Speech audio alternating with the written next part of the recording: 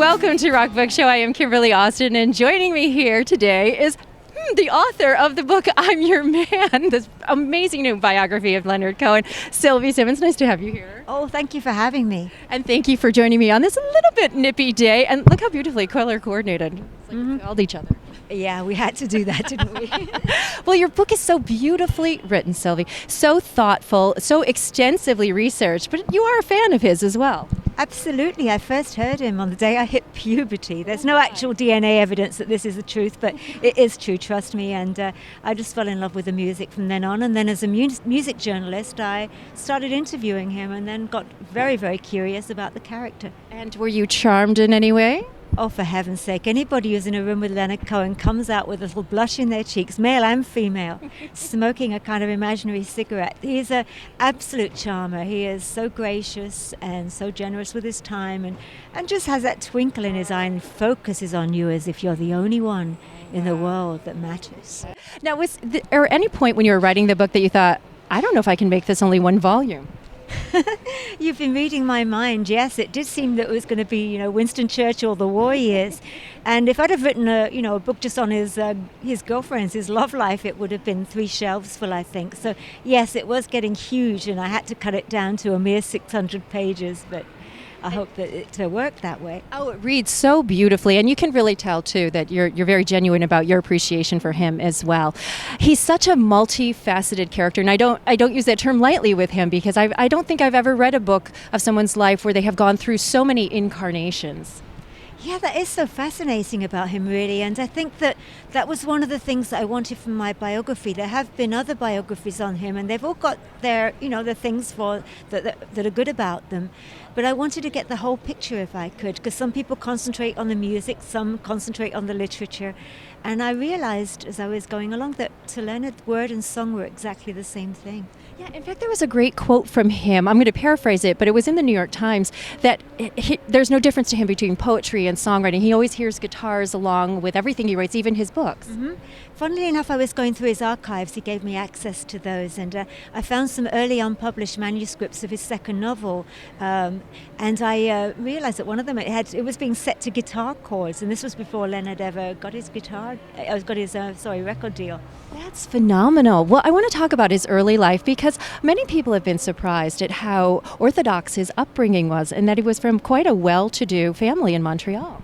It was a very well-to-do family, a Jewish family that I was told was one of the most important Jewish families in Montreal. His great-grandfather had founded one of the biggest synagogues. They started Jewish newspapers. They were very, very important people. And so his background was very much with the synagogue, but they lived in an area of Montreal that was largely Protestant, and the Jews, as I was told by his friends, were thrown in with the Protestants on the grounds that they weren't French and weren't Catholic.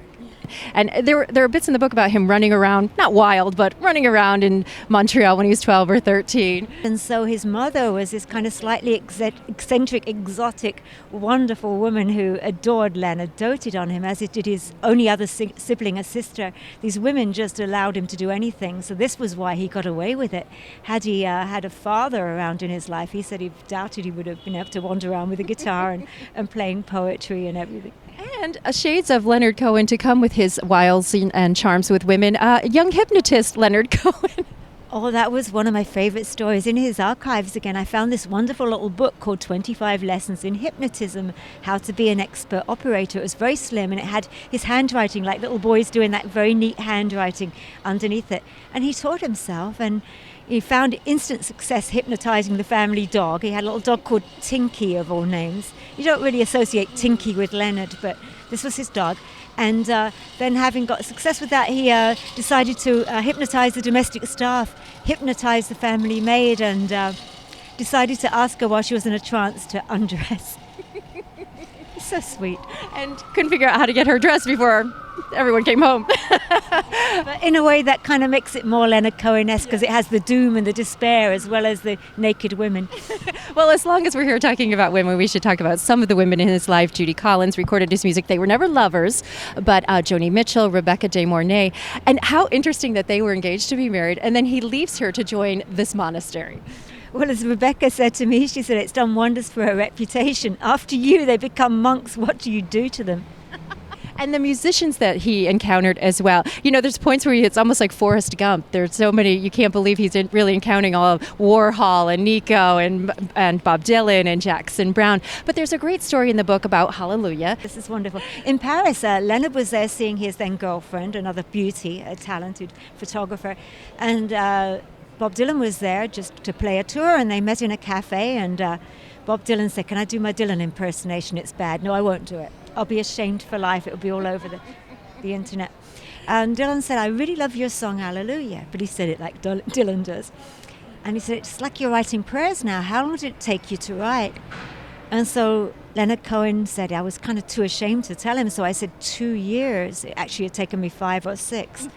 And he said, how long did it take you to write this new song of yours? And Dylan said 15 minutes in the back of the cab. Oh my gosh. And I also love when I'm reading along a biography and someone so unexpected pops up, Charlie Daniels and his time in Nashville. Oh, Lord, the Nashville years was some of the craziest. Charlie Daniels was living there at the time. He wasn't Charlie Daniels, the country star. He was just a guy with a bandana on and a much smaller beard than he has now, who actually had got the job of picking Leonard up at the airport as well as playing with him. So he had a country band on the album, but the album, once Leonard Cohen got to it, did not sound like a country album. And while he was there, he was inspired by Johnny Cash to do this mental hospital tour. Actually, it was kind of interesting. It was because his producer at that time, Bob Johnston, had done those prison concerts. It wasn't so much he was inspired by that, but it made it possible. He'd said to Bob Johnston, "I want to play some mental hospitals." And Bob said, "Why?" And I asked Bob the answer, and he said, "Oh, Leonard said he'd been in a loony bin once." Obviously, Bob's got certain lack of sensitivity with that area, so I apologize on his behalf. But they'd played these concerts that they kept very, very quiet. They didn't make albums of them as Johnny Cash had done with his prison albums. He just played them, and he just said that he thought that people who suffered mental illness somehow were his ideal audience, that they related to him. I mean, on a serious level, we've been kind of light-hearted, but Leonard was tortured by depression from about the time he started college, and his mother had been hospitalized with depression when he was a young man. So it was something that did torture him. He told me that most days he would wake up thinking, how do I get through this day? What combination of wine, women, song, drugs, work will get me through it? And so in a way, the book turned out to be a story of survival and resilience in the face of all these things, because Leonard was very blessed in many ways, a loving family, a very well-to-do family, and great talent, for heaven's sake, and instant success in Canada as a poet and a novelist before he became a singer. But he was also cursed in a way, because he had this need to seek all the time and to go deep inside him all the time. And when you're a depressive, that's probably the last place that you want to spend your time. Another great story of survival is when he came out of the monastery and found that his fortune had basically been depleted. Oh yes, he purloined. His manager from 1988, who came into his life after his last manager had died, was a woman who was briefly his lover, and for the longest time, decades, a very close friend of his. But somehow when he went to the monastery, something changed, and she ended up somehow managing to deplete his bank accounts. So he found out at the age of 70 that he had no money at all, nothing, no retirement account, nothing in his bank account other than a few pennies rattling around. And at the age of 70, he had to try and get a mortgage on his tiny little place where he lives in Los Angeles. And he was forced to go back on the road. He had not toured for 15 years. Leonard, though brilliant as a musician on stage, or rather a singer and performer on stage, was always very shy about being on stage. And he was also frightened for his work. He thought that somehow he would ruin its purity by, singing the same song over and over again. And so he had to go back on stage to make enough money to, pay his lawyer's bills, pay the IRS for money he didn't take out of this account, and to just kind of keep himself alive. And during the process, he actually found that he loved touring. As we know, he's been doing it ever since, 3 hours a night at the age of 78. I'm so glad you mentioned that, because he has sold out Madison Square Garden here next month. Oh yeah, everywhere he goes, it's just been a wave of love, sold out shows. And I saw him, was it last week? The days are beginning to run together, but the first date of his US tour in Austin, I saw him backstage, and he looked like he'd lost at least 5 years from his age since I'd seen him last December. So it's keeping him energized. And speaking of something that would help you lose your years and age, playing the ukulele. You are a ukulele player. What are your favorite Leonard Cohen songs to play? Yesterday I played Avalanche. You know, the darker they are, the sweeter they sound on this little four-string broken harp, as it sounds like. And my favorite to play though is Famous Blue Raincoat. It's heartbreaking on a uke.